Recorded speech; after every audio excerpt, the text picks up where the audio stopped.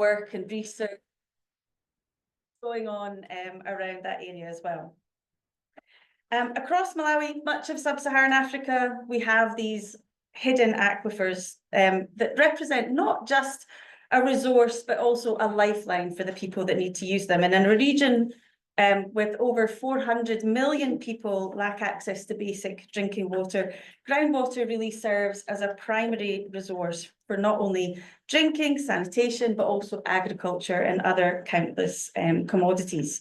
To quote a colleague of many of us, Dr. Alan MacDonald from the British Geological Society, groundwater is Africa's hidden treasure, invisible beneath our feet, yet sustaining life above. What we cannot see, we must learn to value, for in these concealed reservoirs lies the key to climate resilience, water security for generations to come.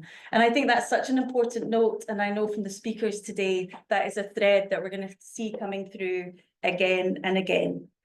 So, without further ado, we're going to have 4 fantastic speakers today. They promised me that they're all going to stick to time, or I'm going to have to wander around the room in front of them.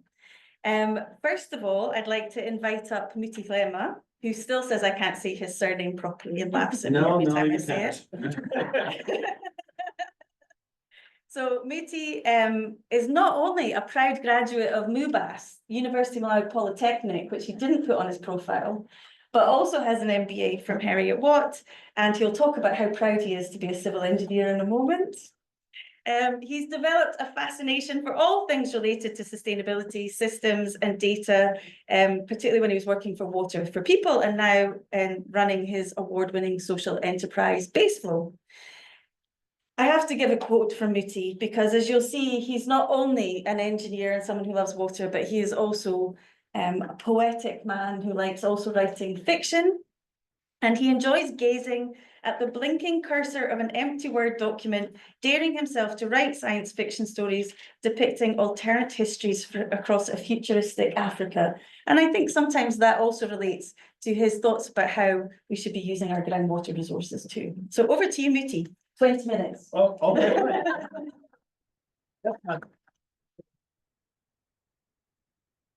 Thank you very much for that introduction. You've kind of stolen my thunder in I'm sorry. because you talked all the things I wanted to say about groundwater and why it's important. So there's no point in me speaking at all. So yeah. So anyway, hello everyone. I brought the Malawian weather with me, and it's been warm ever since I showed up. Yeah. I'm responsible for that. Yeah.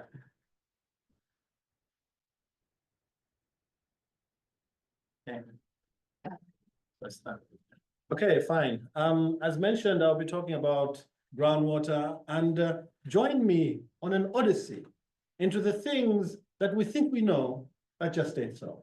That is what my presentation will be today. Now, part of this title comes from before I jump into the title, maybe just, of course, I've already been introduced, so I'll not bore you with that at this moment, but I will just add a little bit more about who I am as an individual. As much as I run an organization called BASEflow, and I'm a founder of it, that's our website, there are a couple of other things which, of course, have been hinted.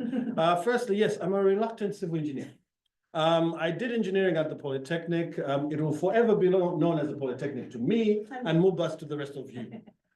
Because they changed their name. So I'm a reluctant civil engineer. As mentioned, I became more interested in how people engage with systems rather than the infrastructure themselves. So I was more interested in that as I came along. And I became an accidental groundwater advocate. Accidental because groundwater, as mentioned, the quote by Alan MacDonald, is something that we kind of take for granted. And because we don't see it, we often mismanage it. And one of the things that I do at BASEflow, whenever I get lost in the muddle of things, I always try to remind myself that the reason I exist is to make the invisible visible. That's all I do, to try and make groundwater more visible to other people. And of course, I'm an occasional science fiction writer, and I'm still trying to figure out what I want to do when I grow up. Now, as such a person like me who's still trying to figure out what I want to do when I grow up, I have a 12-year-old son who is obsessed with anime, and I have no idea why. So this is the full picture of who I am as an individual. Now, the title of this presentation is based on a quote by this gentleman, Mark Twain, who said, "It ain't what you don't know that gets you into trouble. It's what you know for sure that just ain't so. So there are lots of things about groundwater in Malawi that a lot of people think they know for sure, but they just ain't so. And I'm going to take you, I will take you through this presentation, and hopefully you'll join me on this odyssey into trying to look at some of those things. Now, because I've got 20 minutes, I can't talk about everything, but I'll focus on a few key elements of things that we think we know for sure that just ain't so. Just a very quick overview of groundwater access in Malawi. Now, using the SDGs as a measure. Now, for those who don't know the SDGs, acronyms. The Sustainable Development Goals. 18% of Malawians actually have access to what we call safely managed water. Now, safely managed water basically means that there's water within the compound, it's safe to drink, and it's available every single time it's needed.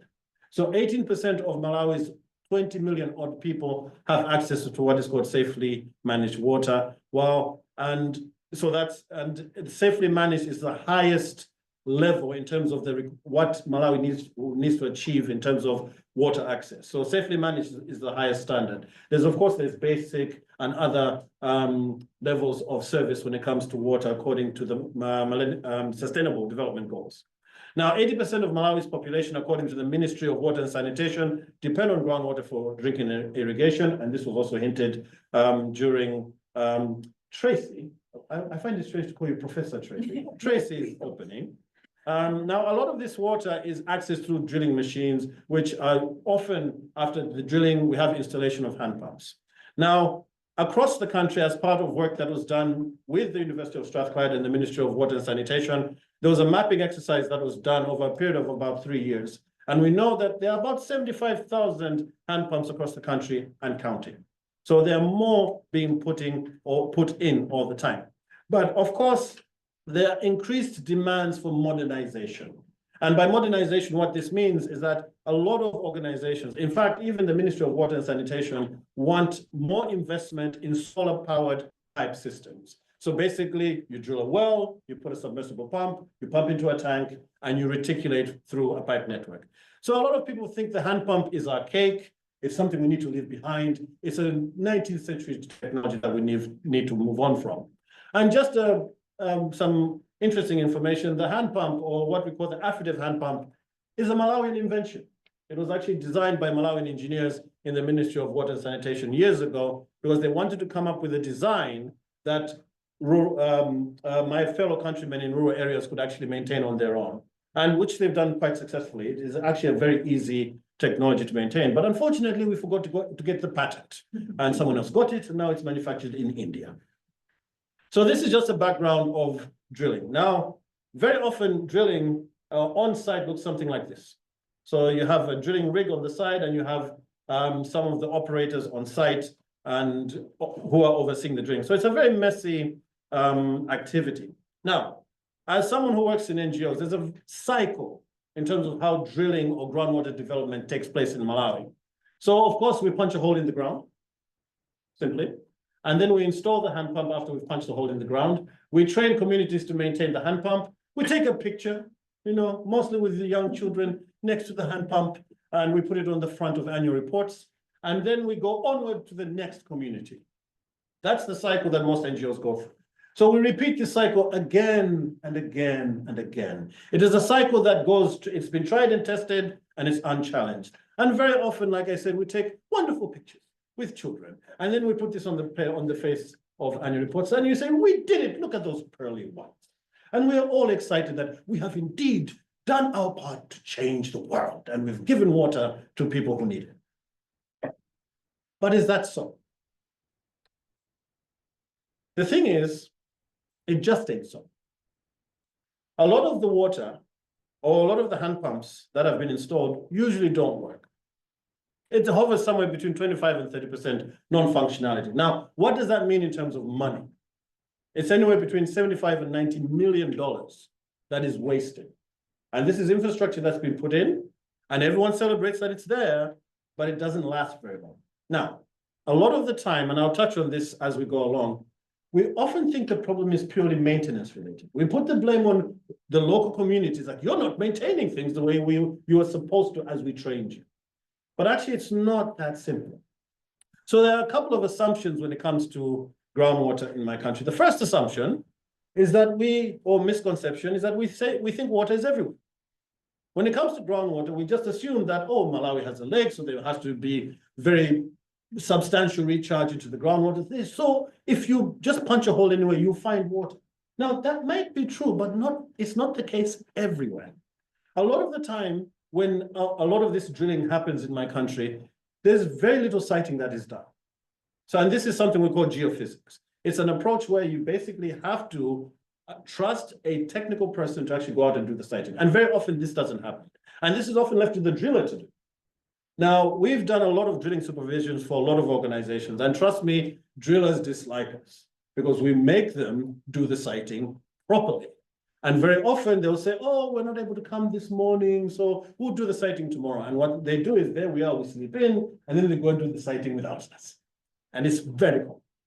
So siting is often not done properly, and very often it's avoided.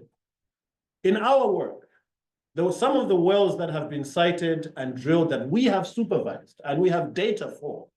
40% of them are actually dry in various parts of the country. So the 40% are some of the wells that we've supervised, about close to 160 wells that we have supervised drilling for. 40% of them are dry. Now, this is an important statistic, which I'll come back to a little later. So obviously, we need better supervision by hydrogeologists so as to check the water quality, the sufficiency of the water, whether it's sufficient for everyone, and to also, and this is a really important point, to record that groundwater data so that future generations can refer back to it. That just doesn't happen. And also, very importantly, that this work has to be certified that it meets the standard. This sounds obvious. It doesn't happen. A lot of the time, a lot of the drilling is done without any kind of supervision. In fact, when people say a government, a water monitoring assistant at local level has done supervision, what supervision means is that very often, and I don't say this to be insulting, they sit under a tree and watch the drilling happen. So there's no checklists, there's no danger tape, there's nothing to actually help that person to actually supervise properly. Because a lot of these government officials are straight out of college and they're just thrown into the field without any kind of training. Of course, we call it on the job. And this is what often happens in the field. But also something else, the drillers are not incentivized to follow the standards. And there's a reason for this, because a lot of the contracts, and some of the people from Malawi online will understand what I'm saying, a lot of the contracts are what we call wet contracts, meaning they're only paid if they find water. Now, this is a strange thing, because in most parts of sub-Saharan Africa, there are dry contracts, meaning a driller is paid even if they hit a dry well. But in Malawi, they're paid only when they find a wet well. So what do you expect a driller to do? They'll try to cut corners and do everything they can to make sure they get paid, even for a wet well that may not have met any of the tests that were mentioned a bit before. Now, Esther will be doing a presentation on the water quality issues, particularly when it comes in reference to fecal contamination. But I want to just share some actual data of a site of an area in Mangochi in the southern region, which we did some work sometime in December of last year. An organization asked us, contracted us to do some work, and we were measuring the saltiness, or what we call electrical conductivity, on about 10 wells within a certain area. Now, the thinking, or the thing that we think we know that just ain't so, is that if you drill deeper, you'll find fresh water. That's the assumption that people have. Even I had this assumption. But in this area, funny enough, the deeper you go, there seems to be a trend that the water gets saltier, which actually boggled our minds at the time, because this is not supposed to be that way. It should be the deeper you go, you find fresher water, but that's not the case. In this particular area, the deeper we actually checked at each, so these points are each different boreholes within that catchment, we noticed that there was this trend of increasing salinity the deeper you went. So having this kind of information is important, because then we tell drillers that if you go into this area, do not go deeper than 40 meters. Because if you go beyond that, you may hit more saline aquifers. But until we actually drill deeper to check, there's no way of confirming. But this is just to show you that this is one of the things that we thought for sure, but it just ain't so. An assumption that we have. Another misconception, and this is one that I think might surprise people, we often think that maintenance means sustainability. When we think of sustainability of water supply systems, we only think of financial sustainability, which is the maintenance itself. Because we assume that non-functionality is only due to maintenance. And as I said, when we say maintenance, we mean the communities that are trained to maintain these systems are failing to maintain them. But actually, some studies that were done, actually by the University of Strathclyde, have shown that about 76% of the hand pumps that were sampled in a particular study. Oh, and also Alex Miller was involved in those particular studies. 76% of those hand pumps, the reason for failure was not to do with maintenance. It was the water resource and the construction quality. Now, on construction quality, from our own data, we've sampled close to 500 water points that we have done something called a pumping test. It is where we check whether there's enough water for people to use to meet the demand that's there. About a quarter of the hand pumps that we've surveyed failed the pumping test, meaning in some cases they should have never been commissioned at all. On the water resource, the Ministry of Water themselves, specifically Modesta Kanjaye, who was at the time the Director of Water Resources, actually said, and it was front page news, Malawi is drying up. So something's happening to our water resources. And yet we are still drilling. Yet this is a reality that we know is happening. So we place the blame on communities for what is already about a bad product. It's either poorly constructed or there's something wrong with the resource. So we are placing the blame on communities, which to me is a social injustice. We're blaming communities for something that is not their fault. And this is something I talk about a lot when it comes to accountability, because some of these wells are being installed that shouldn't have been installed or given to communities to begin with. So the organizations and drillers should actually be held accountable for that. So sustainability actually starts from siting. So that when you come to maintenance, that is, you've installed it and you're training, you've done your siting properly, you've done all the required tests before you hand it over to the community. So these are just some of the misconceptions that actually influence groundwater. I know it all sounds very depressing, but actually we can make a change in terms of how we do water and sanitation, or wash itself. Because at the moment, remember that cycle I was showing you? Punch a hole, train people, take a photo, and whatever.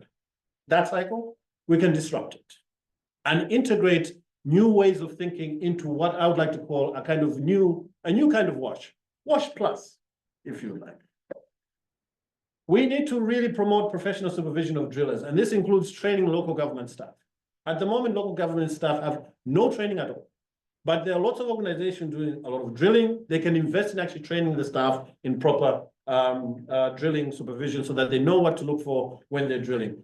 The government of Malawi has all the tools for this. They just need the support to disseminate those tools. We also need training to train drillers in the national groundwater standards. Most of these drillers have never seen a standard before. Never. They just started the business, and simply because they pay the license, they pay the fee, they just go out and start drilling. But they actually have no idea what the standards are. And so this is something that's going to be very important. And of course, looking at working with drillers to get them to really advocate for better contracts, because the dry contracts at the moment are incentivizing very bad behavior. So really trying to look at how we can improve that.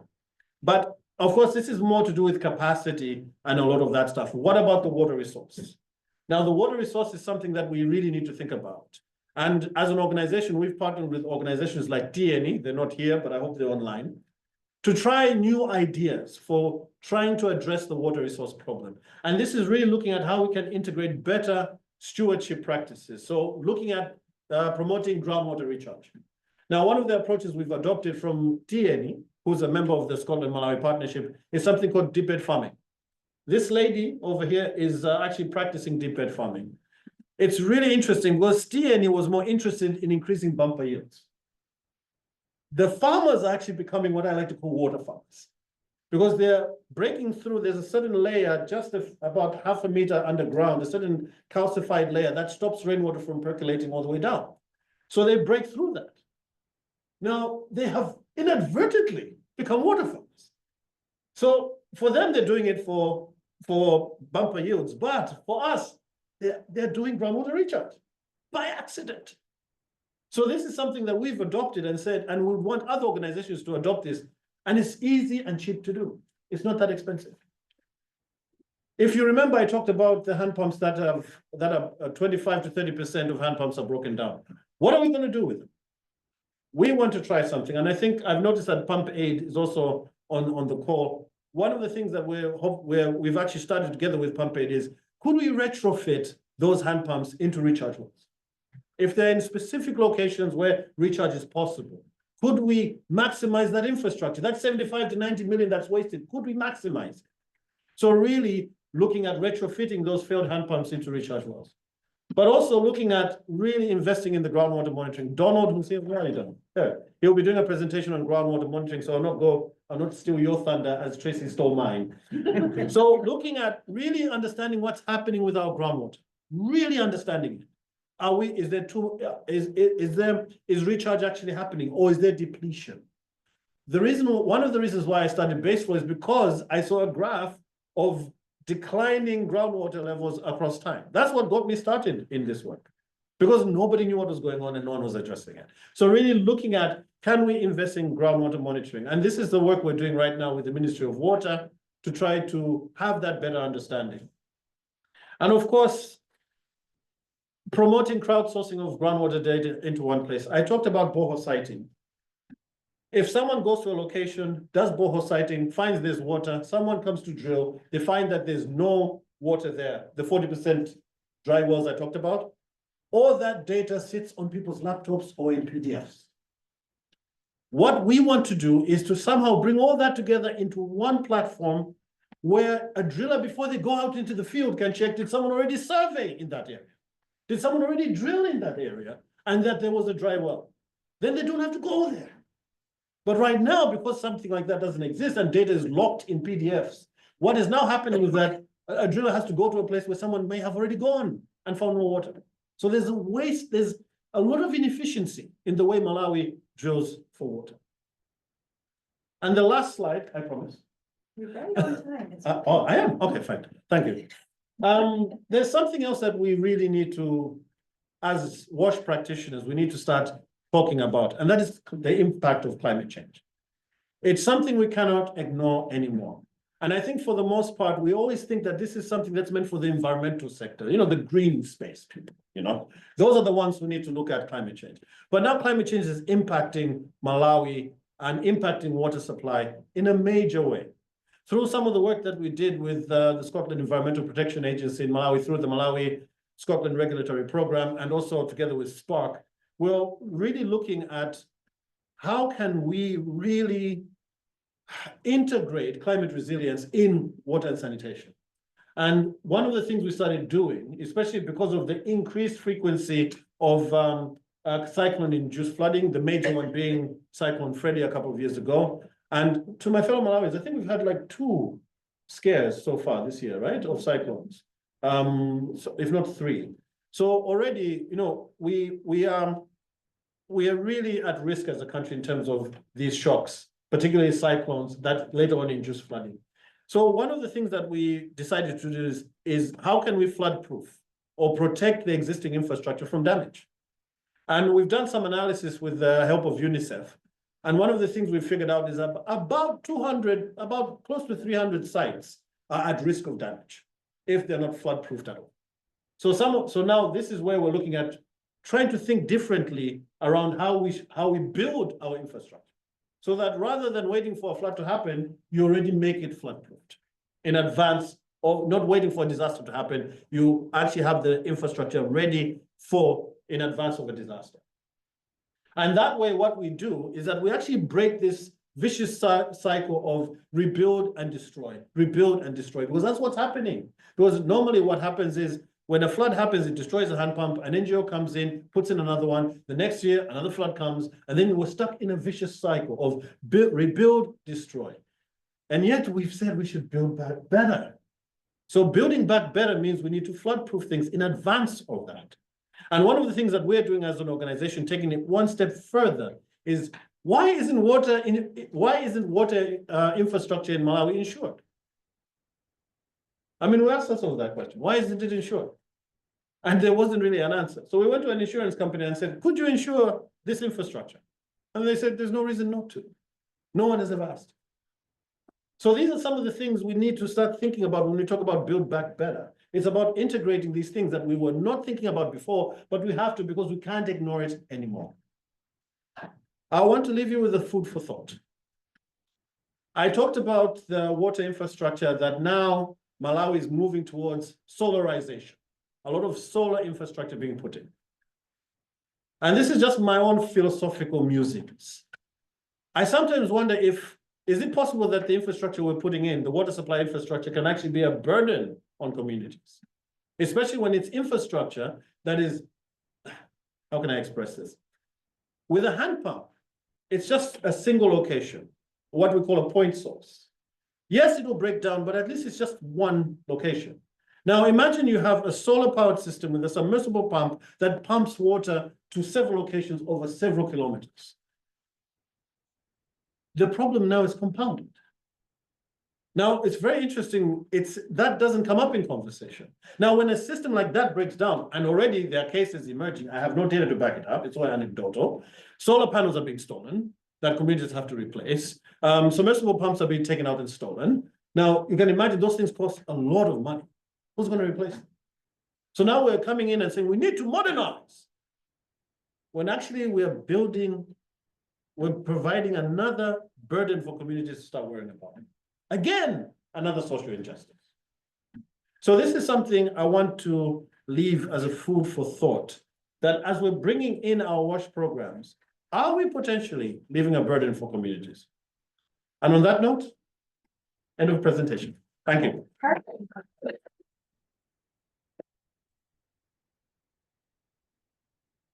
Now, as provocative as Muthi always is, I'm sure you'll have questions and comments you'd like to make, but I'm going to ask you to hold on to them, write them down if your brain's like mine, so you don't forget. And for those online, please use the chat function to be able to pop your comments and questions in there. We're going to carry on with the next three speakers, who will each have 10 minutes, and then we'll come to questions and discussion for everyone at the end. Super. So moving swiftly on, I think Muthi's made some really amazing points there, and particularly in the cuts of aid that we're seeing, we absolutely need to be looking at a new way of working and transformative ways of looking at our investment, making sure that it is not a vicious cycle of destroy and repair that we've seen again and again. And that idea of disrupting that business as usual is such an important one. So with that in mind, I'm going to invite up Donald to give the next presentation. So Donald Robertson is a Hydronation scholar. And he's a doctoral student, therefore, here at Strathclyde. And I have the pleasure of learning from Donald every day as my PhD student. So I'm looking forward to hearing how he's getting on. He's not only looking at his research, but he's also worked in water in both the UK and abroad for many, many years, including on some of the programmes that Muthi referred to earlier as well. He's going to share insights on two key pieces of work he's been looking at recently. So one looking at the, I have to remember what they are, climate resilient wash and groundwater, and the other on his PhD work around citizen science and groundwater monitoring. So that role of community and that importance of data that Muthi referred to there. So over to you, Donald. Hopefully you're slide. Yeah. Brilliant. Thank you, Tracy. I think Tracy touched on their recent kind of international cuts to development aid, and WASH is certainly a sector that's facing a lot of pretty serious challenges. But I think the biggest challenge is following Muthi as a speaker in any presentation. So set me up for failure on that one.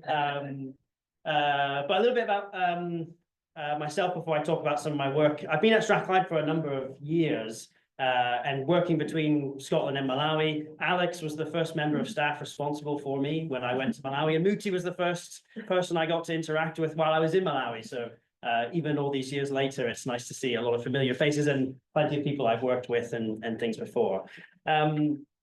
Yeah, as Tracy said, I'm something called a Hydronation scholar. So it's a Scottish Government programme about water research, both in Scotland and the UK, but internationally as well. And I want to talk to you about two pieces of work sort of related to our topic and our theme recently. One about climate resilience. So Muthi did a great job of introducing some elements of climate resilience. And that word resilience and that ability to respond or bounce back from shocks or extremes is really important, both in a community kind of looking lens, and as Muthi was talking about flooding, but also in terms of long-term resource and long-term changes in climate. And the second element of it is about community involvement and participation in scientific research, so in particular citizen science. We're actually just about to have an opinion paper come out on this topic in a second. So I'm sort of speaking on behalf of quite a big authorship team, both from representation in Scotland. Many of whom are, well, myself and Tracy and Muthi here in the room as authors on this, but a really international mix of people. And this isn't specific to Malawi, but has real application in Malawi itself. So climate resilience, and why climate resilient wash in particular must take groundwater seriously. Muthi spoke about the invisibility of groundwater historically. You look at the last 20, 30 years, groundwater has not been as prevalent in wash discussions as it should be. So we are putting forward that as we begin to discuss climate resilience much more seriously, now is the time to take groundwater much more seriously as well. On the left-hand side, I won't read the whole thing, is a recent definition, very end of 2024. In November, the Sanitation Water for All group, which is this big international grouping of different big UN-affiliated sort of types of people, came up with the kind of first definition for what we would call climate resilient wash.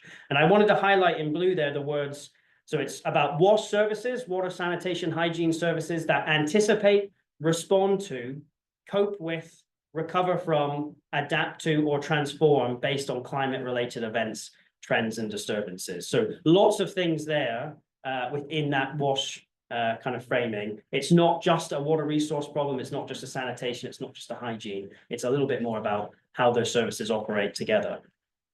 And if we take Malawi as our example, climate change, incredibly complex. I've been speaking about it in my day job for the last couple of days. But if we take it in a very simple, kind of a simple understanding in the impacts to Malawi, it's about changing averages, so changing average climate, but it's also about changing extremes. And some of the extremes in particular have been quite dramatic in Malawi. So cyclones, as we touched on, pretty severe flooding, but increasingly the other extreme and droughts. So how do you deal with not only a changing average, but these increasingly long periods of time where you might have a prolonged drought followed by a flood, and how you deal with that. So this is what we should be thinking about in terms of climate change and our wash systems being resilient to climate change. And as Muthi touched on, in terms of access to groundwater and wash, the hand pump is the sort of go-to piece of equipment. On database similar, on projects that we have run and I've been a part of, or lucky to be in a part of, there's an estimate roughly about 74,000 boreholes. So anywhere between 10, 50 meters into the ground to access water. Water beneath our feet, that invisible groundwater. And it really is, the hand pump is the foundation of a lot of rural water supply in Malawi, just as in many other parts of the world, but it's a really key piece of infrastructure. And depending on how you look at the figures, in Malawi alone, it's about 17 million people, nearly 4 times the population of Scotland, are directly reliant on groundwater for their drinking water and to support agriculture practices and things like that. And this study on the right-hand side was done by the BGS. It's about 15 years old now, but this is looking very generally at the hydrogeology and geology across the continent of Africa and looking at the resilience of boreholes to climate change. And the things to notice here is that the brown, sort of the darker colors are where they've determined there to be a relatively low resilience to climate change, and the bluer colors are where there's slightly more resilience. And if we look at Malawi on the map here, most of it is brown. So determined at a very high level, looking at just kind of broad geology, hydrogeology, we're pretty, there's a predisposition to being not resilient to the impacts of climate change. So something we really need to be thinking about in the long run. And in Malawi's particular circumstances, there's multiple pressures to this. It's not just a changing climate. For those of you familiar with the Malawi 2063 development vision, 3 of those pillars in the development are about agriculture, it's about industrialization, it's about urbanization. 3 very, very thirsty, very water-intensive pillars of development. So not only do we have a changing input and climate, we have to think about the pressures on that resource. And what we kind of come to then is Malawi's in this particular circumstance where we have a relatively high dependence on groundwater resources. We have an increasing climate stress and uncertainty on water resources in general. So it's not just groundwater, but river flows and the lake. The interesting thing about groundwater is that it tends to be more resilient to kind of interseasonal changes. So if you have a drought and a river runs dry, you will tend to go to the groundwater to do it. So groundwater will play an increasingly important role. And there are then big resilience questions about, okay, what's happening with that groundwater? Is it changing with climate? Is the demand pressures, the input pressures changing the availability of that groundwater, not just for now, but into the future, well beyond Malawi's kind of this current development vision. And so this paper that's coming out speaks more generally about WASH across the world, but really makes that argument that you cannot have climate resilience in WASH unless groundwater is a key component to that. So it's also about dealing with the impacts of extreme events and flooding, but it's about preparing for those. That, going back to that definition, it's about being able to anticipate and respond to some of those pressures. So yeah, please have a look out for that paper coming out. But that argument leads into some of the work I do actively in my own research and as part of my PhD, which I'll eventually finish at some point in time, when I'm not busy doing getting distracted by other things. And it's thinking about, okay, well, if groundwater is really important to the resilience of WASH, how do we understand our groundwater? What information are we using to help understand our groundwater? And typically, you would basically do groundwater assessments, and you would look to characterize your groundwater. This is a very kind of basic hydrogeological map on the right-hand side of your screen. Very broad hydrogeological units across Malawi. And you would look at the ability of the geology to store and retain water, and you would monitor that through time. So you'd be looking for changes of, typically it might be in terms of volume of water, water levels within a borehole. Muthi spoke about monitoring. When I started a couple of years ago being interested in groundwater monitoring, I went and tried to find data on this national network of monitoring wells across Malawi. And it was actually really hard to get any actual written down information about Malawi's groundwater monitoring. There was individual pockets of projects and things that had done stuff, but very few national sort of inventories of the groundwater monitoring wells. And I got my hands on a few, some through the Scotland-Malawi Partnership, and the MSRP and the various groups that have connected Scotland and Malawi, and others from the regulator in Malawi, and that's where that map's taken from. But in one of these reports, I came across that the monitoring wells, those wells we use to track groundwater changes through time, 63% of them, and I quote the description of it, was in a bad shape, which is sort of quite an unscientific term, but makes you a little bit nervous as a hydrogeologist. And interestingly, most sites, so most of those groundwater monitoring wells had no gauge reader in place. So no one taking a measurement of groundwater levels. So we might have infrastructure, some of it not working, most of it not working. But even with the infrastructure that was working, there's no one there to collect any of that data. So how are we understanding what's going on with our groundwater? If it's really important to climate resilience and we don't understand what's happening, I'm not sure we're very resilient. In addition, data loggers, which are kind of automatic loggers put into down wells, it was noted, and this is again a direct quote from the report, it was noted that none of the sites managed to download data from their level loggers. So in effect, zero monitoring of groundwater taking place across Malawi. I'll be quick. I did a whole bunch of stuff as part of my PhD earlier on, trying to get to reasons why this problem has persisted. I'm not the first person to notice this problem. I'm definitely not the first person to notice it, but nothing has ever really changed. I found a whole bunch of reports in grey literature where we've repeatedly identified this problem, spent some money, done some stuff, only for a few years later to come back and find exactly the same situation is repeated. So as part of my research, I tried to get into some of the root causes behind that, not only asking experts and academics and people in industry, but the communities who live around monitoring sites themselves, the people who are going to experience the impacts of that climate change most intensely and strongly. And we came up with a whole range of very complex and interesting relationships between different levels of institutions, and people will recognize people in the photograph from this group here and online. And finally, I think this is my last slide. The next advantage is, okay, well, there's one thing to say and just repeat problems again and again, but it's also about trying to find pathways or possible ways to help resolve some of those challenges. So Muthi and I have been working quite closely together to explore the role of citizen science, which is kind of a largely academic term, actually, but it's about public participation and collaboration in scientific research. And rather than having to rely on complex, expensive technology to help monitor our groundwater, why not the communities who live around these resources, who are invested in the outcomes of what groundwater is doing? Do they have a role to play in supporting government, in supporting research around groundwater? And I'm sorry, the graph's a bit faint, but we have a project running live at the moment where we have gauge readers, teachers, local community members who are taking groundwater measurements and submitting it to an accessible portal, so both government and researchers and NGOs can access that data. It is very much a trial, and it's a research project to understand how this works, what makes it work, what might challenge it, but the hope is it could lead on to something a little bit bigger, and in the ultimate goal is to help build resilience, not just in terms of technology or finance, but more holistically. Tracy.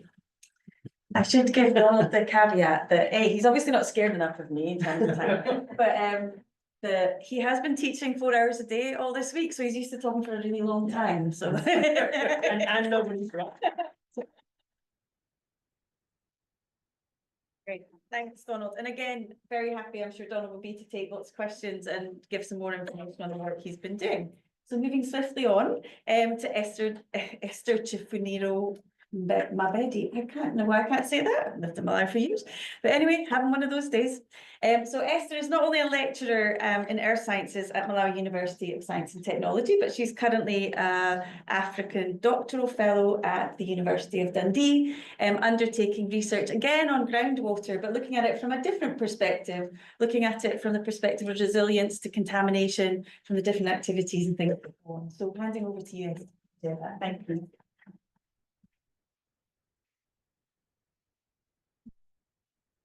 Thank you, and good afternoon once again, everyone in the room and online. So Tracy has done all the introductions. I don't know if I have anything else to add to that. So I'll just get straight on into my presentation, and moving slightly from what Donald and Muthi have been presenting, I'll be looking or trying to answer the question, are the different WASH services of competing impacts? So that's essentially what my PhD project is around. And it's around the sanitation facilities that we have and the water facilities that we have. So as alluded, Muthi and Donald have talked about the water facilities, so the boreholes. So I'm looking at boreholes and water supply points in relation to our sanitation facilities that are pit latrines, and trying to find out how they're impacting one another, and more especially the pit latrines impacting the water supply points. As we know, 6.1, SDG 6.1 and 6.2, providing water and sanitation for all. In rural areas, the sanitation facilities are often pit latrines that are dug into the subsurface that can potentially pollute the groundwater that then is consumed and cause a myriad of health problems to the communities accessing this water. So the context in Malawi is not different from most low-income countries, where pit latrines are put or installed close to communities for accessibility purposes. At the same time, this proximal siting means that there's a high risk of contamination from the pit latrines to the water supply below. And in the case of Malawi, about 85% of the population using groundwater and increasing. And then we have 75% of the population using pit latrines, with evidence of occurrence of contamination in form of nitrates and fecal bacteria, and as well as significant percent of the boreholes not properly constructed to standard, as earlier alluded to. So this presents a big challenge that I'm trying to explore from different aspects.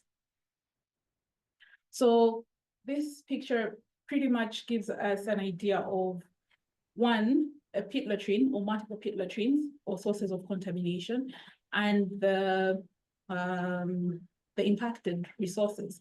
So in the first instance, we have a borehole that is poorly constructed, therefore unsafe. And in the second instance, we have a borehole or hand pump that is properly constructed and therefore safe. In the first instance, the water point is not properly sealed at the top, and in addition, it is shallow, thereby effluents from the pit latrines do get into the water supply point. Whereas in the second instance, we have a deeper borehole that is sealed at the top, and because it's abstracting water from a deeper aquifer, it means that the shallow aquifer that is contaminated is not contributing to the water resource being extracted by this borehole. So for my own research, I am trying, So the other aspect of this diagram is the space in between, so the geology. So how does the geology influence contamination, migration, and occurrence? Because the geology will be different from place to place, from different areas. So I'm trying to enhance understanding how the hydrogeology or the geology contributes either to contamination occurrence or maybe even buffering contamination occurrence in some areas. So I'll be looking to enhance the understanding of the hydrogeologic influence on contamination risks from pit latrines to water supply points. And to do this, I'll be looking at assessing the spatial and temporal extent of water point contamination from pit latrines in two different areas that have distinct geologic characteristics, and therefore the hydrogeology is different, and assessing contamination associations to other local contextual characteristics. So these are essentially the sanitary conditions of the water points themselves, as well as the pit latrines, and considering the implications of contamination risks and the management of contamination risks. So initially I had 3 sites that we're exploring to do my research. So in Chihuahua, where we have a rather complex geology. So it's mainly the Kerr system, which is composed of sediments from the flooding of the Shire River. And then we have a series of sedimentary rocks from the Karoo time. And then beneath that, we have the fractured and weathered basement.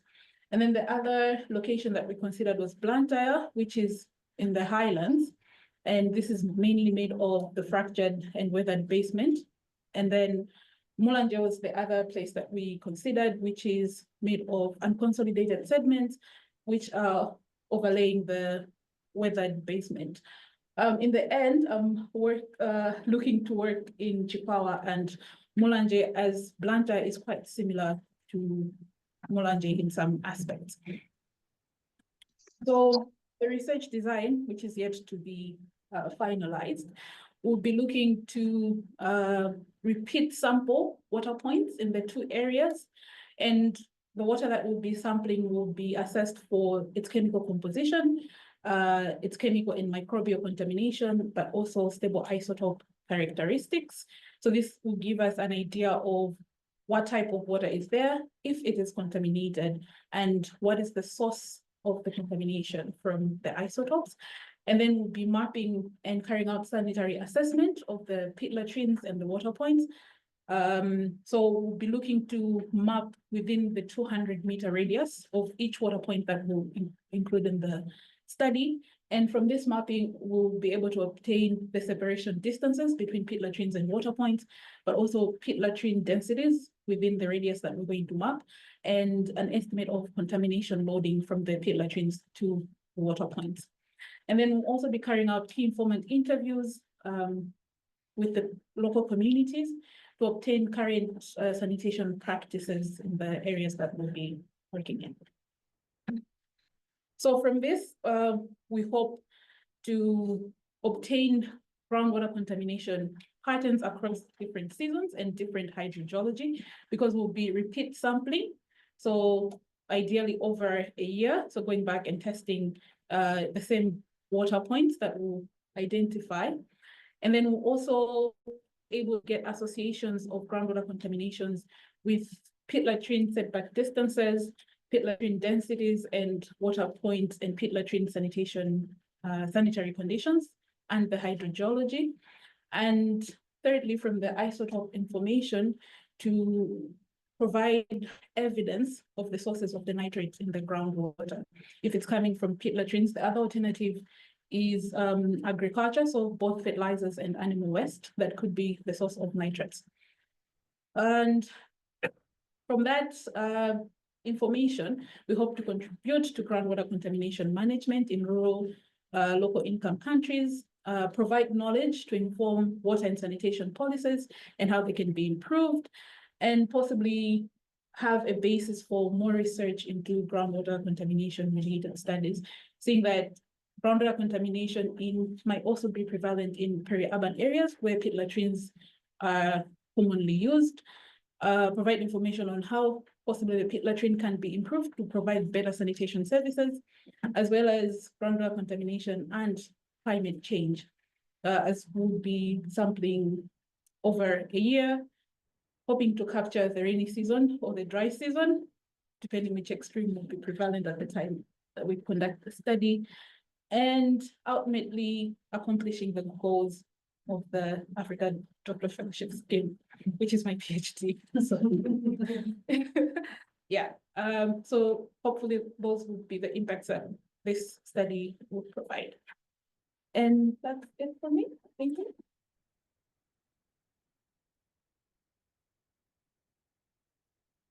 Thank you. And I think that you can see the themes coming through again and again about that long-term resilience and climate. I think it's going to be really interesting. We look forward to having you back to hear some of the results, Esther, but I think really interesting. I think probably about 20 years ago, we did some sampling in Chihuahua and found at that time very high levels of nitrogen and things, very close, especially to the sugarcane states and things like that as well. So I think it'll be interesting to look at the long term of that, which talks exactly to Muthi's point about all this data that's sitting out there that we're not necessarily making the most of. And there's some great comments in the chat coming through as well, colleagues sharing challenges around that area too that we'll come to very shortly after our final speaker, who on the programme says Maritella, but it is not Maritella. We're having, Maritella is online joining us, but rather we are having Kerr Adams, who is the International Development Officer at the Hydronation International Centre at the James Hutton Institute. The James Hutton Institute is where the Hydronation International Centre is based, and Kerr is part of a wider team that is looking to develop global water partnerships and address water-related challenges. They've been working with Malawi and Muthi colleagues as well over the last few years, and he's going to give us an update on the SPARK programme. Thanks very much, Kerr. Thank you very much, Tracy, and good afternoon, everyone. As Tracy said, I'm Kerr Adams. I'm going to be presenting on Scotland's Global Partnership for Knowledge and Expertise in Water and Climate. I'm not going to keep saying that throughout presentations, but I'm just going to call it SPARK from now on. It's a Scottish Government funded project, and throughout we've been collaborating with different organisations, both in Malawi and Scotland, including BASEflow and Bowie Consultants, and the Hydronation scholars, including those from the University of Strathclyde. Not on screen is the University of Stirling, and those who might know Sydney Burns as well, who's been supporting the project as well. So before I go on to the aims and the objectives and some of the activities that we've done for SPARK, I thought I'd give a little bit of a background. And I think throughout today, we've heard a lot about hydronation. This definitely came up a lot in my introduction. But that's really the Scottish Government's agenda to increase the value of water in Scotland and recognise Scotland as a global a leader in global water challenges. But really what underpins the SPARK project is the international aspect of that, particularly around collaboration and sharing knowledge to address global water challenges, as well as other Scottish Government maybe something missing on the screen there, but I was going to say also Scottish Government international development goals in regards to the Sustainable Development Goals, water and climate goals being very relevant, but also strengthening institutions and partnership working for the goals as well. But to collaborate with the world, you have to have a bit of something to give. What is your contribution to that? What can you bring to the table for global partnerships? And for Spark specifically, we feel it's our knowledge in science policy exchange that we have in Scotland, which we feel is very good, not perfect, of course, but knowledge brokers like the Centre of Expertise for Waters in Scotland and similar institutions have been working to address the knowledge to action gaps, which is known around the world. And the face, as we've heard today, the impacts of climate and water and its underpinning services. It's really important that decision makers, those at the top of the screen there for Scotland, including the Scottish Government, have access to the latest knowledge, but can also call down research and ask for knowledge makers on the bottom here to address their needs through research projects and different initiatives. Now, for those knowledge makers, it gives them the opportunity not only to collaborate with each other, but it also allows them access for their recommendations to go straight to the decision maker. So I feel that's quite a valuable model that we've been working on. And say working on because it's always evolving, but it's also very difficult, which is amplified globally by the knowledge to action issues. So we've got something we think we can contribute. Now, just need a partner to work with globally, and why not Malawi? I don't have to remind anyone here or explain to anyone here the unique partnership that the two countries have and built on trust, but also on water-related projects that are currently ongoing, which we've heard a lot about today, but also have happened in the past. For example, the PhD projects, but also the Scotland-Malawi Regulatory Partnership, which, dare I say, have also informed this project moving forward. Also, what's been highlighted today is the challenges, particularly in Malawi, the water-related challenges, but also, you know, what's going on in Scotland too. We might have had 5 days of sunshine, which might actually have really severe climate change here, but also high-intensity rainfall, for example, you know, Cyclone Freddy and the impacts of that have been mentioned. So really, it's about sharing our knowledge in water and climate between the two nations, but also the contribution of Scotland to the world in terms of global water management. And that brings me to the aim and the objective. So the aim very much is to develop partnerships and share knowledge and expertise, but also to help co-design an approach to understand science policy exchange in Malawi. So there's some objectives to achieve that aim, and first of all is understanding the science policy landscape in Malawi and how that compares and differs to Scotland. A second objective there, co-developing that science policy exchange mechanism, and I mean co-develop not just between Scotland and Malawi, but also within Malawi with decision makers and knowledge makers coming together to understand how does science or knowledge influence policy and decision making, and along the way just sharing that knowledge and expertise in water and climate. There's a lot we can both learn from the way that we work and the issues that we're having. So now I'll give an overview of the activities that we've done to address those aim and objectives. The project started in 2022, and in our first year we've done a stakeholder engagement visit to Malawi, very much understanding knowledge needs and gaps. Then our second year, we co-hosted a WASH forum with the Scotland-Malawi partnership and hosted a workshop in Malawi based on data, information and knowledge flows between knowledge generation and decision and policy making. And then recently this year, we've been working in webinars and a further workshop to understand the barriers of information and knowledge flows and how to overcome those. So I'll go into a bit more detail on each of those. So in our stakeholder engagement in the first year, we interviewed 40 people from 18 water and climate focused organisations in Malawi. And a common theme there was that there's a lot of knowledge, data, information that's generated and supported by the recent UNESCO report. Not sure how clear you can see that there, but in terms of scientific publishing in Southern Africa, Malawi was fourth, so punching well above the weight. But the gap was, how do we then take that knowledge, data and information to inform data, to inform decision-making and policy-making. The communication and the understanding of how that can happen wasn't as clear. So there was a theme of lack of interaction between the two. So to build on that and understand the barriers, data information and knowledge flows, we had the WASH forum and the follow-up workshop to try and understand those barriers. And what came out of that was individual, institutional and systemic barriers that were identified, again in this setting with both knowledge creators and decision makers, so they can start to learn off each other and try and understand where the barriers are and how you can overcome those. So some of those included, well, a lack of coordination within the sector, a lack of talking with each other, a lack of data and outdated data was one. Then also limitations in how knowledge is communicated to decision makers and how the decision makers can use the knowledge that's generated. So now we knew the barriers that need to become overcome, what forums and mechanisms can be developed to overcome those. And that's what in the last year we've mainly been working on through our webinars, but also a recent workshop.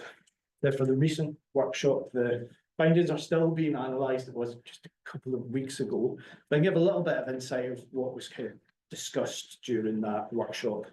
We used the national research agenda to frame some of the high level aspirations. So the national research agenda underpins Malawi 2063 vision, which Donald presented or introduced earlier, and that includes pillars relevant to water, to wash and groundwater. So that's a high level. So how do we then create research that informs that, and how do we get the decision makers and the knowledge makers on that journey together? Again, within our workshop, bringing those two sectors together to create a conceptual roadmap. Now, again, I say this early in the analysis, but some suggestions or stages in that roadmap included an inventory of knowledge and research, both in the past and up and coming, as a one-two place to go for data, facts, figures, information. Strengthen institutional ties, so you can have a way in which decision makers and knowledge makers communicate together. Having decision makers involved at the beginning of knowledge creation processes, really important, also end users of that knowledge. And then finally, ways in which you can effectively communicate knowledge findings to inform decision making and policy. So for the next steps, and hopefully be here to present on these, so bear with us as we go through the final stage of the project. Is very much, once we understand what the roadmap is to then test that and find ways to see, well, how do these steps and stages work? An example or suggestion made in terms of developing policy briefs, we could have an example gap that the decision makers have, and then bring knowledge makers together to produce a policy brief that addresses that, to take the learnings from each stage and see how that is disseminated and what the impact from that could potentially be. But ultimately, it's finding that mechanism in which, you know, the research that's been presented today, for example, the PhD research, all the data and information that's generated, how can you use that to inform the Sustainable Development Goals and also the Malawi 2063 vision. So yeah, hopefully we'll have some updates in the future on that. I just want to say thank you very much for listening in person and online. Thank you very much to the collaborators, which I've mentioned in the Scottish Government, but thank you very much to the Scotland Malawi Partnership and the University of Strathclyde Department who's here today. Thanks. Thank you.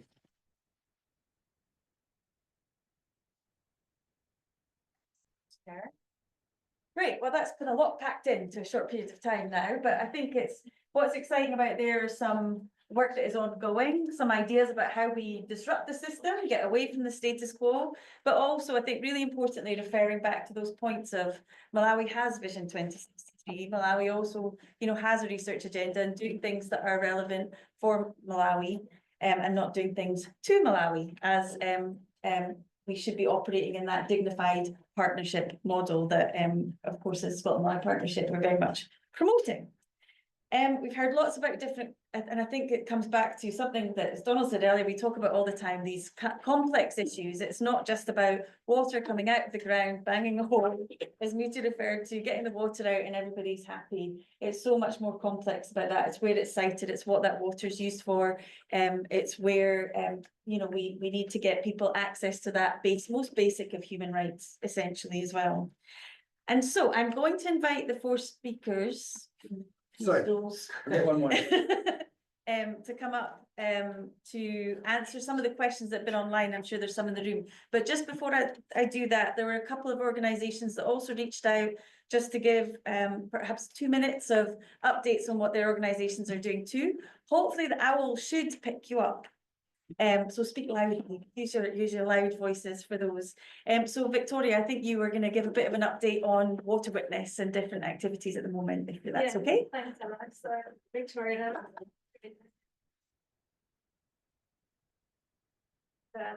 It's a great to from the academia side. And I just wanted to say that this year in the CJC project funded by the Scottish Government, we were working in Chifuniro and trying to do implementation activities. And I experienced that data is still an issue. We were trying to get hold of the data about 2019 mapping that BASEflow did with Hydronation, and it was impossible to get the data, so it's remained a challenge at the moment. So we decided not to drill a borehole, but do the mapping ourselves. One of the advocacy points going forward is going to be a Water Witness is this data access. And one of my questions is going to be, how can all of us think about the data access when we are designing a research project, how we can ensure that the data is accessible to the people down the line. In Malawi has an election in July.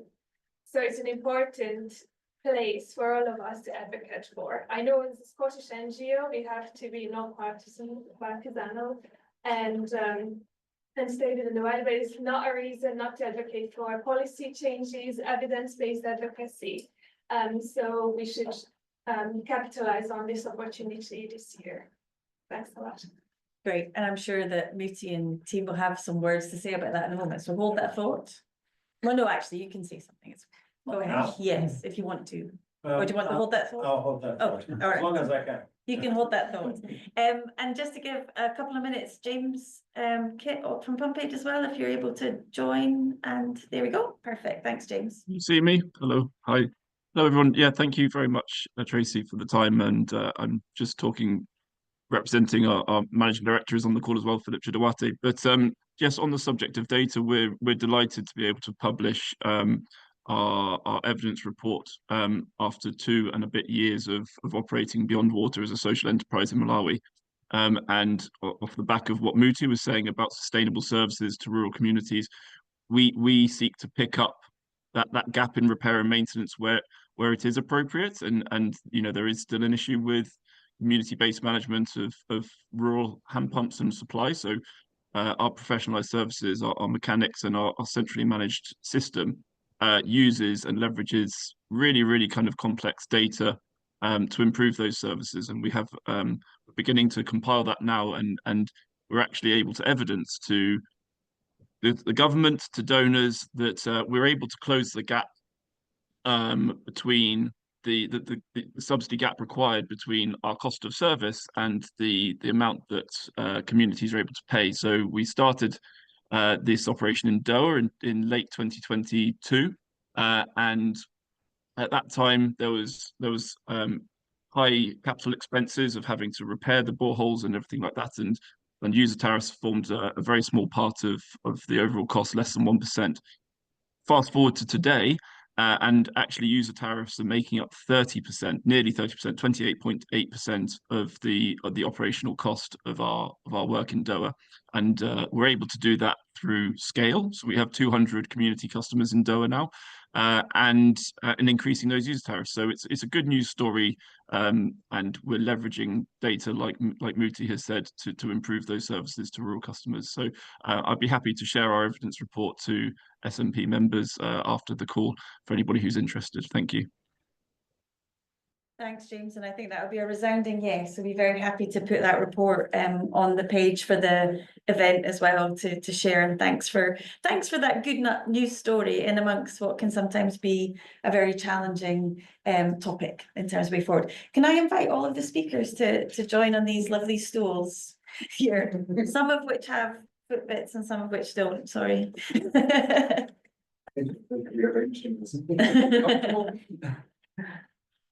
I'm trying to fix that. Do the technology as well. So we've got a few questions online, and since the online team have been very patiently waiting online and listening quietly, I thought I might ask a couple of those questions first, if that's okay.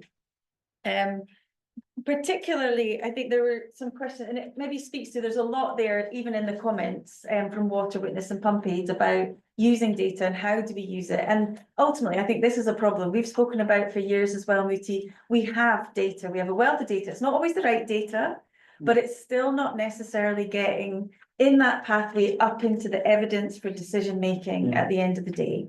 So how do we improve that? What is the disruption that we need in that process in order to do that? So first to Muthi, but also welcome to jump in, anyone else who has some ideas.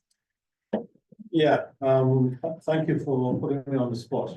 Well, yeah, I think, yeah, Malawi does have, very often I think we think that Malawi's challenge is that we need a lot more data.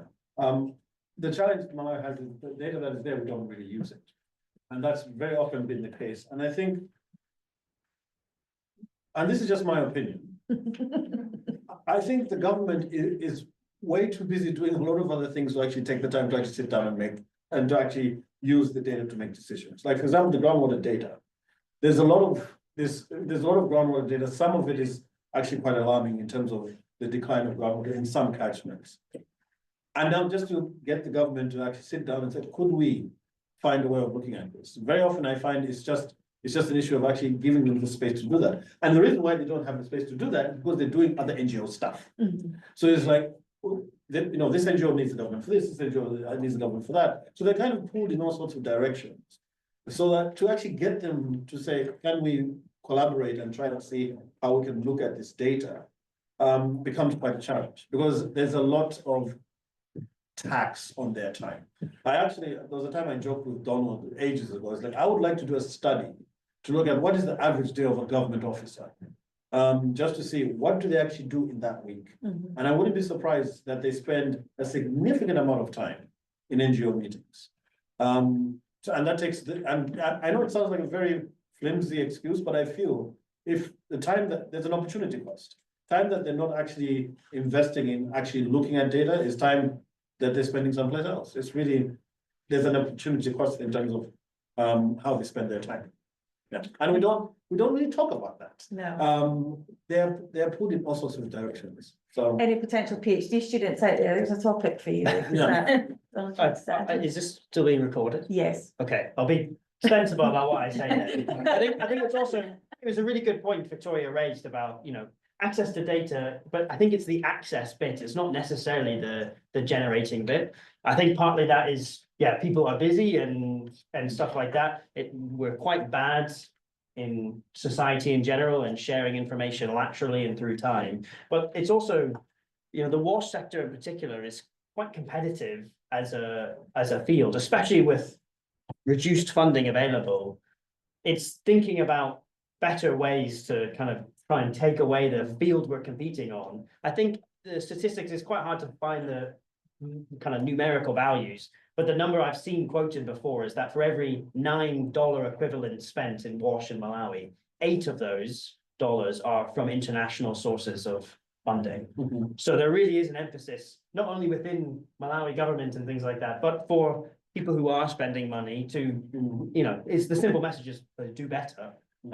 There is absolutely no reason why data shouldn't be made available, but sometimes my experience as well has been it's competitiveness between NGOs, donors and things like that for often quite silly reasons. If I could respond directly to the data inaccessibility that you had, I'm not surprised that was the case. I think one of the things that and even Esther had a similar incident, she's smiling at me now.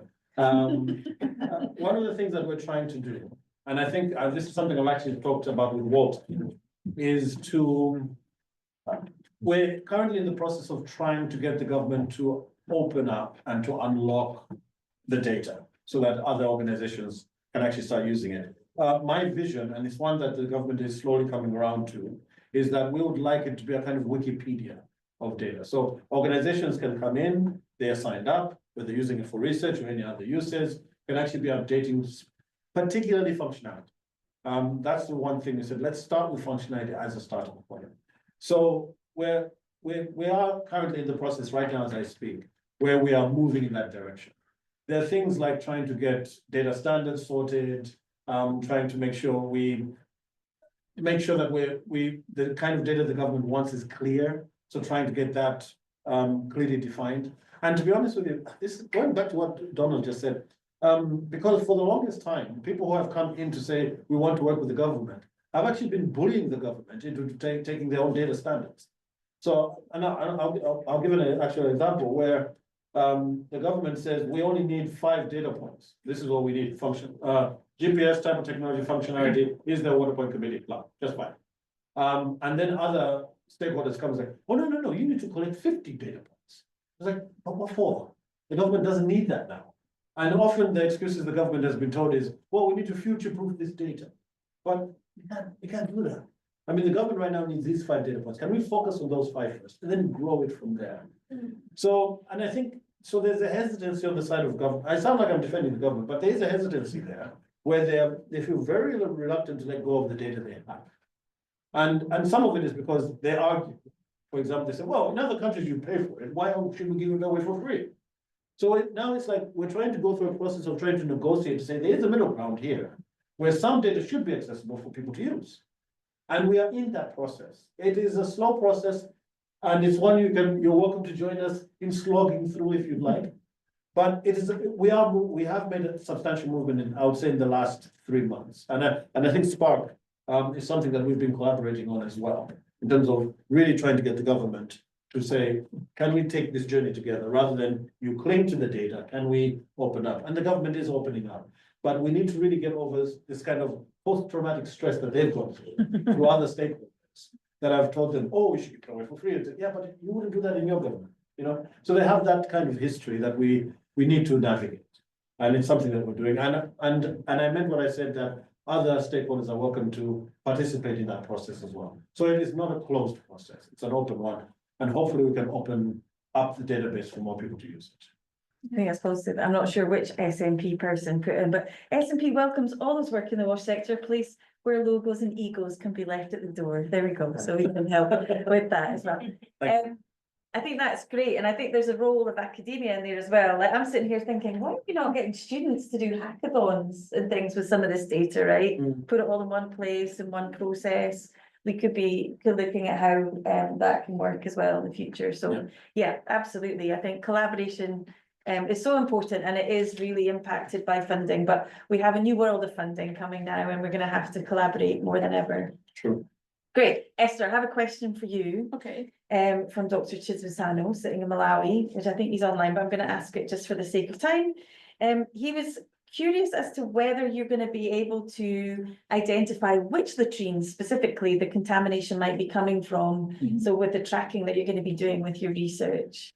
So I'm not essentially tracking the contaminant plume itself, but what I'm going to try and use is isotopes. So try and differentiate the sources of nitrates, the nitrates that we're going to find. So using the isotopes to differentiate if they're from an agricultural source or from human source. So that's how I'm going to track the pit latrine contamination, not necessarily tracking the plume from the pit latrines per se. So I believe that would be trickier. I think it would be very tricky. You would need a lot of microbiology and things in there as well. But great, no, that's good. But then I'm also using microbes to indicate contamination as well. So both nitrogen and the microbes, but not the genomic level, right? Just the kind of not genomic level. Yeah, no, that's fine. I think that would be more than enough for the PhD for you. So, definitely there. Great, and there's a couple of comments just in the chat as well about work in the Netherlands. So Miriam was commenting that there's great work done in Netherlands and Denmark around groundwater use. So that idea of learning from good practice and what others have done as well is there. And Rebecca's also commenting on her work there and very happy to collaborate as well. I know she's done some excellent work in Malawi too. My last question, Stuart. Last question. Oh, I'm torn between them. Well, okay, they could be quick answers, okay? Yeah. Then I can ask three. So first of all, what about policies on water security in Malawi? So seeing water as a food, because it is, we need it to survive. So we have food security policies and practices. Do we have the same thing for water in Malawi at the moment? We do have certain policy and regulatory framework. So we do have the Water Resources Act. We do have the National Water Policy. And within particularly the Water Resources Act, I do know that there is conservation within it, specifically looking at groundwater. So looking at groundwater conservation areas and such. I've not come across an example where that has been actioned yet, but that is there. The key thing really is about how water can be integrated, because water sort of integrated in so many sectors. It's really like bringing those sectors together to say, we all have demands on this resource. Can we coordinate that together? Right now, agriculture is on one side, wash is on one side, and whatever other uses of tourism is on one side. So there are all these uses. So I think the major issue is less about having a policy and trying to integrate or to coordinate all these demands on the water resource. Yeah, which has been an ongoing challenge, and not just for Malawi, of course, as well. A quick one, is AfriDev still the solution we should be putting in place in communities, or should we be looking at something different? I think AfriDev should be one of some options. I don't think, for example, solar powered systems are good everywhere. I think in some certain places for social, economic, or technical reasons, they may not be ideal, which is why in some places they may not be doing that well. So I think the AfriDev hand pump will remain, given the GDP per capita of your average Malawian. I think it will still remain a viable option for some rural poor in Malawi. Great, super. One last one, very quickly. Rainwater harvest. So there's a couple of people commented about rainwater harvest. Is there a role for rainwater harvesting to help bridge the gap sometimes in those challenges with groundwater resources? Again, you're all welcome to have an opinion. Yeah, well, The question around rainwater harvesting is volume of water. Yeah. It's how much rainwater can you harvest and when do you need to use it? Reservoirs are catching rainwater, but quite expensive to do. So it's really about volume. Sure, there might be roles to play in particular circumstances and contexts, just like there are in Scotland. The challenge there is about the volume of water needed for all sorts of different things and whether you can feasibly do that with rainwater. And that's really the key point, because you have like 3 or 4 months of rain. That's it. Yeah. And there's only so much water you can capture in that period. So you need to manage your expectations in terms of what you can do with that water. I think I think rainwater harvesting would be good for recharge. I don't know if it would be ideal for an institution, for example, because I know some organizations want to try that at schools or clinics. It's like, okay, but how? It's the seasonality of it, Yes, isn't it, exactly. really? But you still need to think through it. And I'm going to be nosy. One last question. There's a question in the room. Yes. Did you have one as well, Alex? Yeah. Go ahead. My name's Roger, 15 years of Wikipedian. So your statement about Wikipedia was very timely. Catherine and I are trying to set up a project to further the amount of information on Wikipedia about Malawi. I guarantee that if we look at the pictures of you and the guys with their pearly white photos, they're all copyright. Okay. You guys are talking about citizen science and data sharing, but you're talking about passing it up to decision makers. If you're doing citizen science, you need to share the information with the citizens because they're the people who did the work. And you need to take their photographs and you need to publish them with open licensing. And the SNP this very week have decided to change their emission licensing. So the photos of you guys will actually be available for Wikipedia because people like Nhlema have been taking photos of you. Really? I would like you to think that you might adopt that with your own research. Thank you. Thanks, Roger. Maybe we could talk about Yeah, in terms of, I think, and citizen science is a great example of that. It's not about collecting data and sending it upwards. It needs to be very much more inclusive, and there's all sorts of, in the academic world, discussions about good practice around citizen science, but absolutely take the point, yeah. And if you look at license, you can have it with, if you ask permission, but the KGB say the same thing. You need to publish it with open licenses in the first place. Yeah, yeah. Great, thanks. Last one, last but not least. Thank you. It's very interesting. In my 6 years out of being working in international development, I am hearing exactly the same thing Yep. over again that I heard the 3 years at CJF. Just the point there on recharge and rainwater harvesting, I was thinking, well, one of the big barriers to managed aquifer recharge in the UK is that SEPA and the Environment Agency don't know how to deal with it. It's a regulatory barrier. Malawi might not have that. Are there any examples of artificial recharge into the aquifers that we could work on in Malawi? There's so much water falling out the sky for those 3 months that could provide for the other 9 months at the groundwater extraction points. Yeah, at the moment, there aren't any documented examples of managed aquifer recharge. It is something that the ministry has put on their plans that they would like to do. And we got funding to do it, and thanks to Trump, we lost that funding. Because we're going to do it in a Dzaleka refugee camp, because there's been a lot of abstraction there. But UNICEF has managed to step in. We are going to put in a little money also to prop it up, because we felt that we needed to have an example, an actual demonstrated documented example, which we don't have at the moment. So this is something that we're going to do, hopefully this year. But yeah, but like I said, I think with rainwater harvesting, I think there is a very clear direct benefit in terms of groundwater recharge. We just don't have a documented example. We're hoping to have on this category.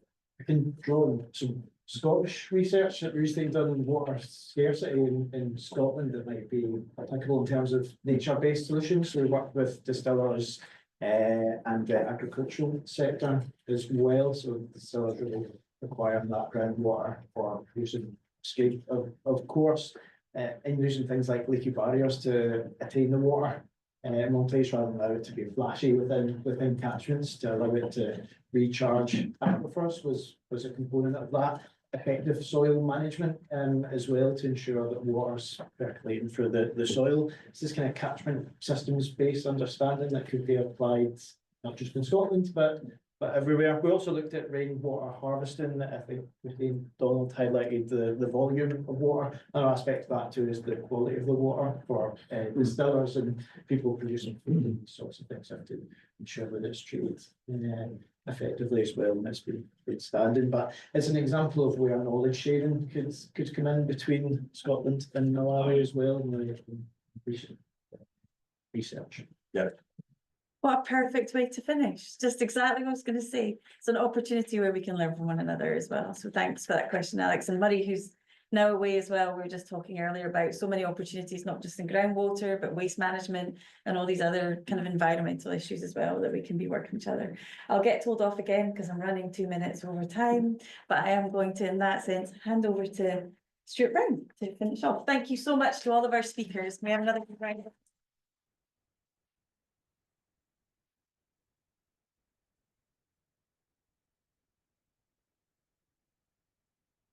Well, Tracy has been absolutely all over the timing today and keeping us right. And I wonder if that could sense the time be in any way coincidental to the fact that today is her wedding anniversary. Of Chad. It was mentioned by Chad that I might not mention that. And that was from the same man who last week at a conference presented me with the birthday cake, and 200 people sang happy birthday. No way that wasn't. But thank you so much to the University of Strathclyde for hosting today's event, Tracy, for chairing, to Fiona, to Donald, to Muthi, Nhlema, To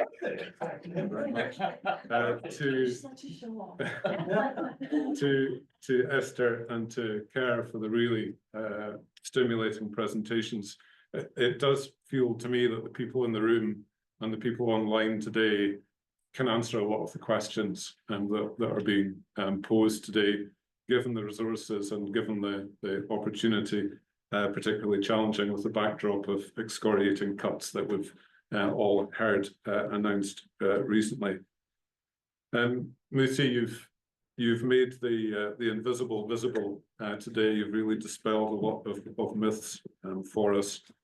We've heard from you that 80% of Malawi's people depend on groundwater for drinking and irrigation. Some really challenging stats as well, that 25 to 30% of the pumps installed don't work, 75 to 90 million dollars worth, and that 40% of drilled boreholes are dry. And also the challenge of the NGO cycle, which you're speaking of disrupting. I wish I had copies of our annual report today, because it's got two dynamic Malawian postgraduate students studying at the University of Strathclyde, collaborating with our education officer, and not what you've described. But I'm keen to be conscious of your challenge, and absolutely take the much more serious point that you're making.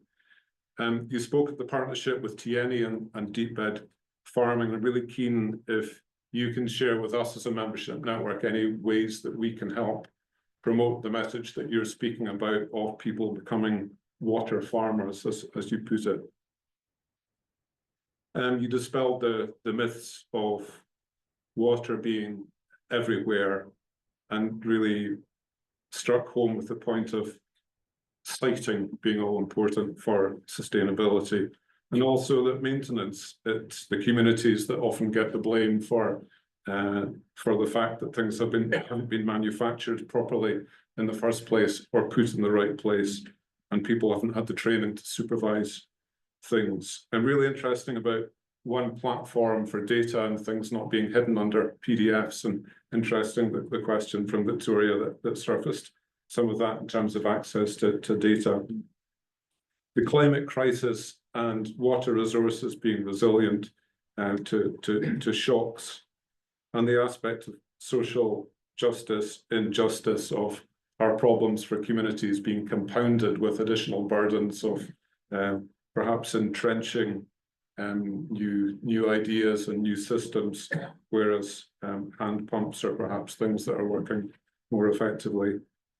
Donald, thanks so much amidst all of the teaching commitments and the PhD still to come and do this in such an enlightening fashion on the importance of monitoring and communities being able to bounce back from shocks, communities being involved, and for climate resilient wash, groundwater being an absolutely essential component came across very clearly. You mentioned also with Malawi's Vision 2063, the huge water demands that agriculture, industrialization, urbanization are going to have with the ATM strategy, and citizen science, how important it is that the public are involved. And that came out with the Wikipedia point as well of sharing information amongst communities. Esther, great to see you again. Thanks so much. Really interesting. I came through to Dundee in June and heard you present then, and to my layperson's non-wash expert ear, to hear a little bit more is helping more of it penetrate through. But thank you, understanding that the potential impact of pit latrines polluting groundwater and infecting drinking water, that poor construction and poor siting of these, but also hydrogeological aspects as well. We look forward to the findings that will contribute to the groundwater contamination management, informing policy and prompting more groundwater research in the future. And Kerr, where are you, Kerr? Thanks so much. So I've been really struck by Hydronation's approach, really listening approach, and recognizing the expertise in Muthi and in Malawi and elsewhere. And Hydronation's always emphasized the two-way learning, and that's come across really clearly again in what you've said today of sharing knowledge and that being a two-way thing. And the mists parted slightly on your roadmap there of your event just 2 weeks ago on inventory of knowledge and resources, of the importance of strengthening institutional collaboration and of the importance of communication to inform policymakers. And we look forward to a further update on that. So lots more to come back to for a future event.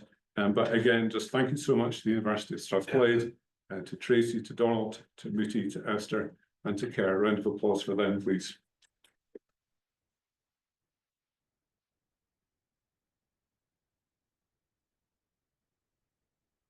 Well, Oh, you do? Okay. What's that? He says he's handing back to me. Oh. So thank you, Stuart. Great summary. Couldn't have done it better.